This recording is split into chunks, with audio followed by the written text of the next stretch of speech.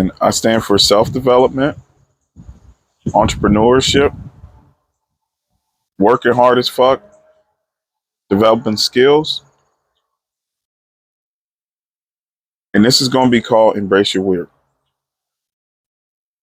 The reason that it's going to be called Embrace Your Weird is because probably about 3 years ago, I have he was 17 years old. I have a 17-year-old brother that was getting into some gang shit. You know, I did my best to show him what I could to stretch his mind, to get him out of that whole hood mentality, you know, to show him that the world is his. I mean, he can achieve anything he wants through hard work. And I used to pick him up and take him to the aquarium and zoo and fishing and shit. I'll show you some pictures of that. But this was probably in like August, September. He started getting into some trouble, and this time he had got shot. I think it was in his arm, in his right arm. Shattered his damn arm here. And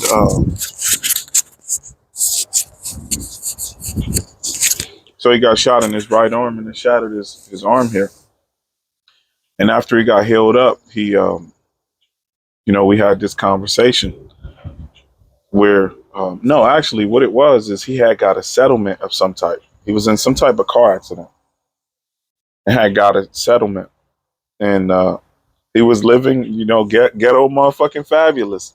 When you get a couple $1,000s in the hood, you get some clothes, you get to eat some Red Lobster and shit, and buy some of that fake ass jewelry that they sell at the corner store, especially in the gang life that he was living. So I wanted to have a talk with him and tell him, the seriousness of life, as I have since he was a kid.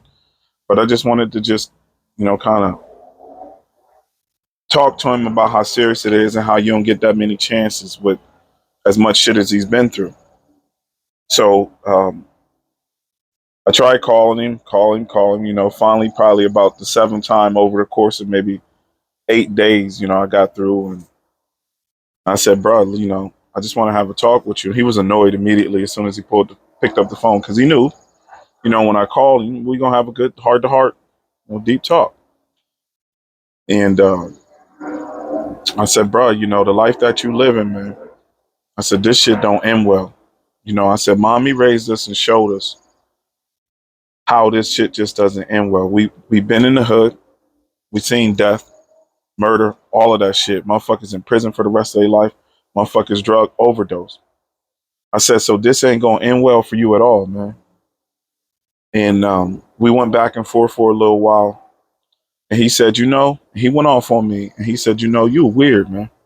He said, you weird because of the music you listen to, because of the stuff you do, the cars you drive. You weird. And I said, bruh, I said, hold on. That's what mommy taught us. You want to be different. You want to embrace that weird. That weird is what makes you happy. That's your inner self. That's who you are on the inside.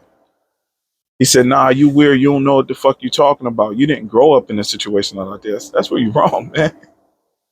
I said, you wrong as a motherfucker, bro. I said, I had the same choices and opportunity as you. I said, but mommy beat in my head the importance of working hard and that was going to be the only way that I get out of that situation. I said, so when the motherfuckers started selling drugs and I had to work and scrap up money, and at 15, I had my first job at Wendy's, and I would walk past them in my Wendy's uniform on my way to work, and they would laugh at me, and I talked to my mom about it. And she said, fuck them motherfuckers. She said, hold your head high and go. You keep going, because where you starting, where you finish. She said, but you're going to learn how to work. She said, and you're going to learn how to earn your money. She said, and those people that were laughing at you, they may be getting a little bit of money right now, but those motherfuckers going to be in jail or dead the longer you go. And I'd be damned if she wasn't true. He still didn't listen. So we went back and forth a little bit and he hung up. Probably about 3 months later, I get a panic call at night Well, in the morning, probably like 2:33 in the morning, bunch of calls and text messages back to back to back to back. I'm like, oh fuck. I pick it up. I look at it. I said that Jawan murdered somebody. And my heart dropped. We're gonna get into how he murdered somebody. We'll get into all of that. But my brother was the lowest of the low of the gang members, which is the shooter. The shooter is disposable. They can go through a bunch of fucking shooters. Buy a gun on the corner, wherever you get it from.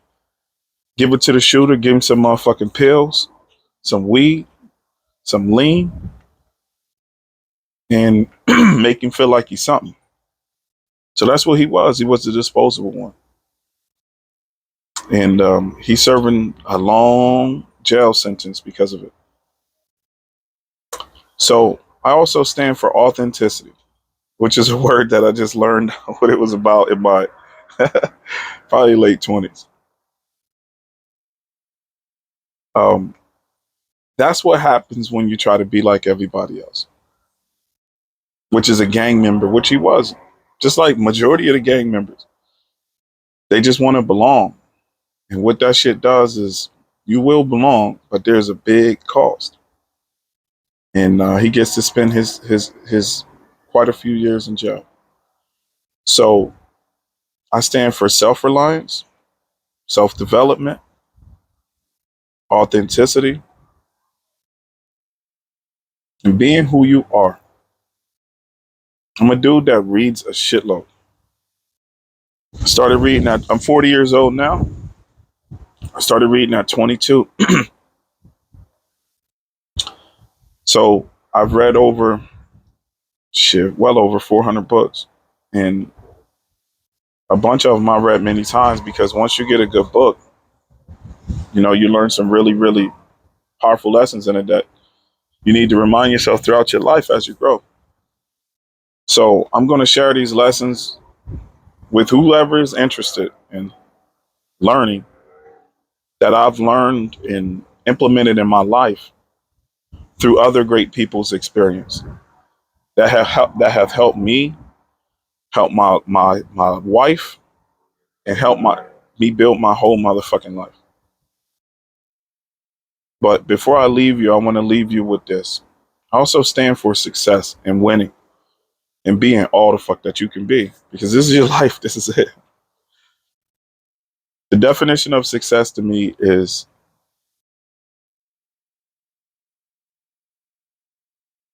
living a life that you don't want to fucking run away from. Doesn't have anything to do with money. Although I'm not against earning as much money as you can. By all means, earn trillions. By solving a problem and helping people. It's wide open. There's no one in front of you. But there's so many people that are just so fucking depressed and down and sad. I think it was Henry David Thoreau that said most men live a life of quiet desperation. And my God, that's the truth. This is your only life. You only got one shot at this shit. You come in this motherfucker alone, you die alone. But that dash in between is yours. And at the end of it, you're going to be remembered for how you made people feel.